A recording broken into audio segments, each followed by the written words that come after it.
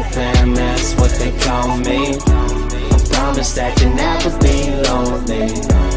Peter Pan, that's what they call me. I promise that you'll never be lonely. Welcome back to another Wrestlemania review. If you just seen my previous video, you just seen that I got the top 25 rivals in WWE history. Now, let me know in this video or that video in the comments below what your opinions and your thoughts of it are. And let's get into this WrestleMania review, one I've been waiting to do for a very long time. We got WrestleMania 22 for you. Now, this is obviously an A plus, almost. It's an A show. I love this event. I love the logo, and you got Triple H and John Cena in the WWE Championship. You got Kurt Angle, Randy Orton, and Rey Mysterio in the SmackDown main event. You got Shawn Michaels and Vince McMahon in the No Holds Barred match, which is my favorite match of the night. You got Edge and Mick Foley in their fucking great hardcore match.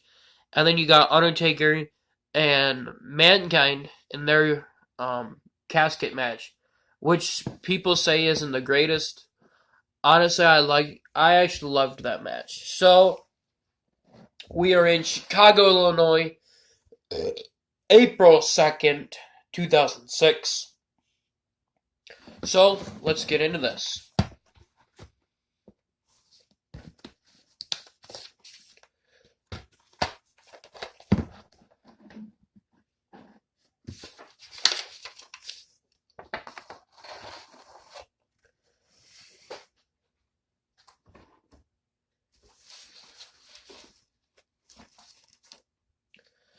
So, to start the night off, we had Big Show and Kane versus Carlito and Chris Masters, and the World Tag Team titles were on the line.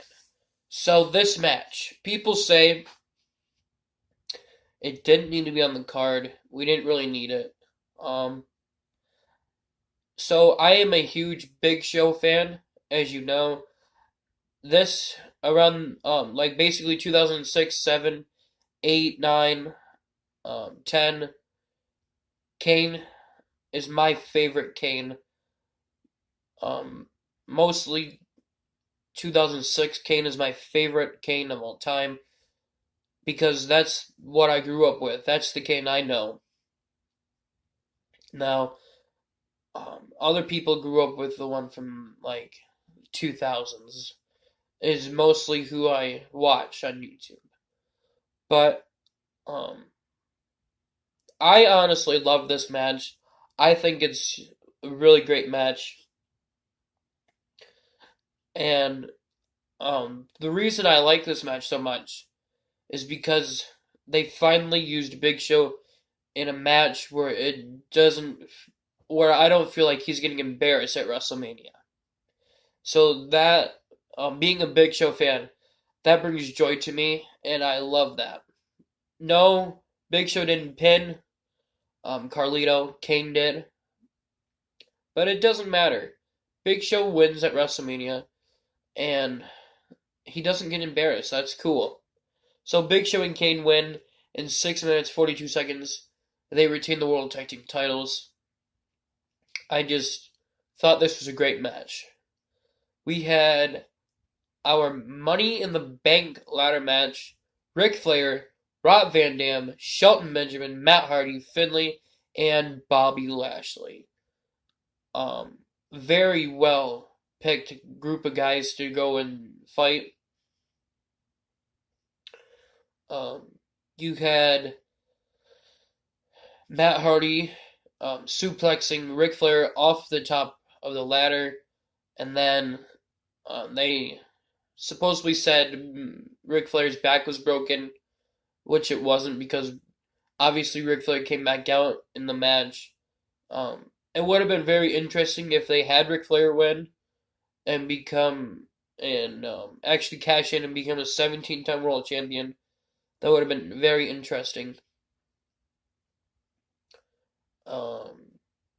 You had Shelton Benjamin leap from the rope and onto the ladder, and you had the famous saying from Taz in this event that where the hell did Benjamin go? I mean, that dude's like a Spider-Man.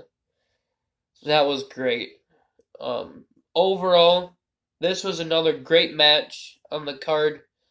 Um, RVD wins in 12 minutes 14 seconds, shoving Matt Hardy and I want to say it was Matt Hardy and Shelton Benjamin on the other ladder.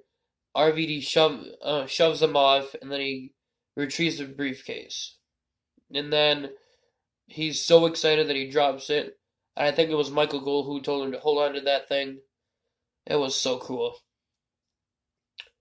Then we had the Hall of Fame introduction, which was the Blackjacks, Vern Gagne, William the Refrigerator Perry from WrestleMania 2, Tony Atlas, Gene Okerlund, Eddie Guerrero, which is sad because technically, because of his death, that's why he went in the Hall of Fame, even though he was already a future Hall of Famer. No doubt about it. But he went in the Hall of Fame too soon, in my opinion. I love how he goes in this year. This was a great year for him. But my opinion is, I know he would go in later if he was still alive. But it's a great choice. And then Bret Hart was your main attraction for this one, which I don't like. I think Eddie Guerrero should have been the main attraction and the last one to speak. But that didn't happen. It was Bret Hart, the last one to speak. And then he was such a loser because he was too shy to even show up to be recognized with the rest of them. What a loser. So, we had Chris Benoit defending the United States Championship against JBL. I was very disappointed how they had this match go about. It was a great match. It is a good match.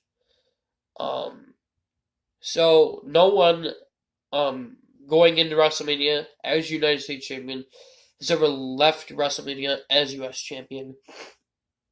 So JBL wins the US title in 9 minutes 48 seconds by holding the ropes. JBL was a good heel around this time, so I can see why he did that. And then we had our hardcore match. Fucking great match between Mick Foley and Edge. Nothing you can say. This was just fantastic. So in one spot, Edge tries to go for the spear, and Mick Foley had barbed wire around him, and Edge's shoulder starts bleeding. That's really cool. We had thumbtacks in this match. Edge hip tosses Mick Foley under the steps. And then we had Mick Foley going through a table with Edge that Lita set on fire. That was so cool. And then Edge gets the win. Edge wins in 14 minutes, 36 seconds.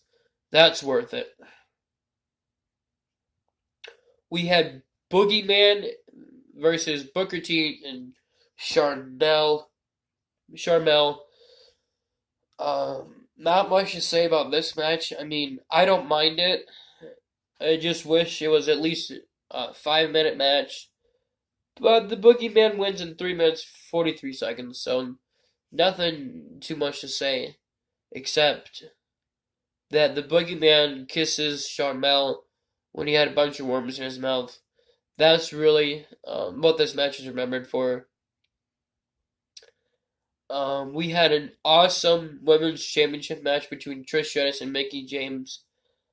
Um, I love the match and everything, and I like how long they went. I was glad they actually let the women have a lengthy match, and being a very good one too. The build up was awesome, and then just a great match. Mickie James wins in 8 minutes 48 seconds. This is her WrestleMania debut, and she wins the women's championship. That's gotta mean something, right? We then had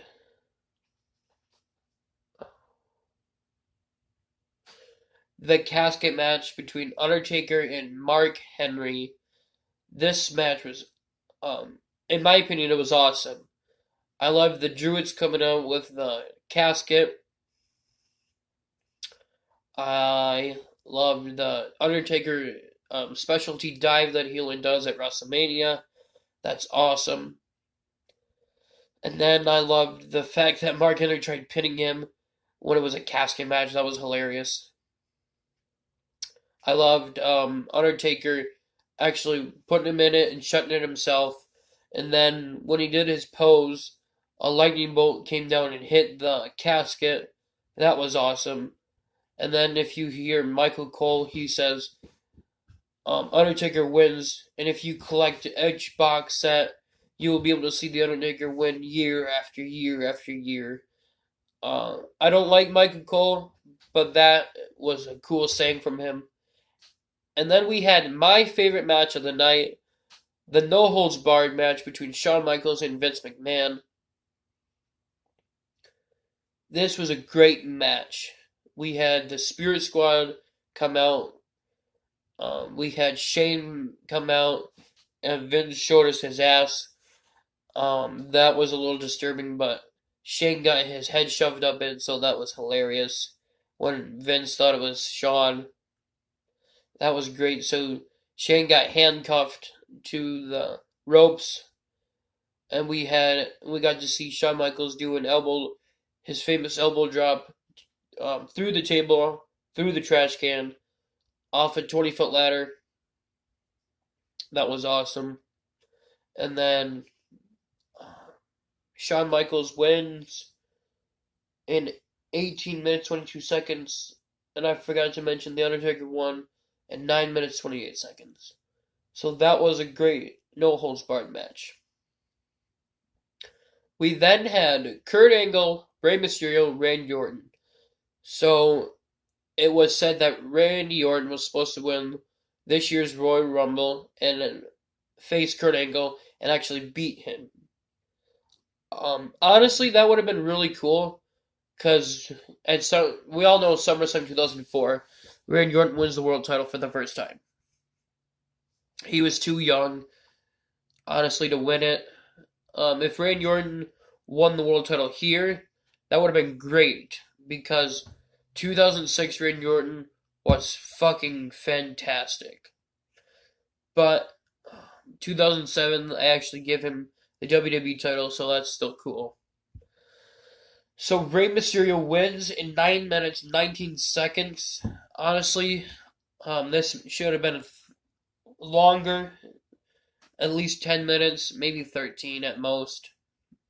It just feels really short, but I love what they accomplished in that amount of time. It was a great match. We then had our horrible pillow fight Playboy match. None of us wanted to see it. It was just a terrible match between Tori Wilson and Candice Michelle. This match was basically to calm the fans down from the last match so they would be excited for the main event. Tori Wilson wins in 3 minutes 54 seconds. Nothing at all to say about it. We then had John Cena, versus the King of Kings, Triple H. Now, There is a lot of people out there, I'm in the same boat as you, who feels like Triple H should have won this match. Honestly, he should have. It would have been really great. But John Cena is still your WWE champion Merry Christmas. after this event. And a Happy New Year. And you just heard my notification, so don't worry about that. But it was a great match. I was a fan of both of them around this time. It's just, I didn't like the winner. I wanted Triple H to win. Just like a lot of you did. But John Cena taps Triple H out. Every time I watch it, I still feel like he won't tap him out. He won't tap him out, and then he does. Granted, yeah, Chris Benoit tapped Triple H out at WrestleMania 20, but that's different for some reason. It just feels different. I've never felt like John Cena would ever tap Triple H out, and he did. That the first time I watched it, it surprised me. It really did. But John Cena retains the title in 22 minutes, 2 seconds. And then you had your famous saying from Jim Ross, which I'm not a fan of and I can't stand. But this will always go down as, by golly, what a match. So, and then, then you get Saturday night's main event for your specialty in approximately 5 hours of extras and specials. That's really cool. So, my overall WrestleMania 22 grade is an A. Just an A.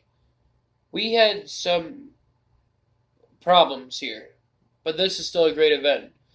If the triple threat match went longer, and if we had something to replace that stupid pillow fight match, this could be very well easy an A+ show, but it's only an A. Let me know down below what you think of WrestleMania 22. Don't forget to subscribe. Don't forget to leave a like. Who knows? Maybe the next WrestleMania is your favorite WrestleMania. Don't forget to check that video out. This has been White Stoner and your WrestleMania 22 review, and he is out.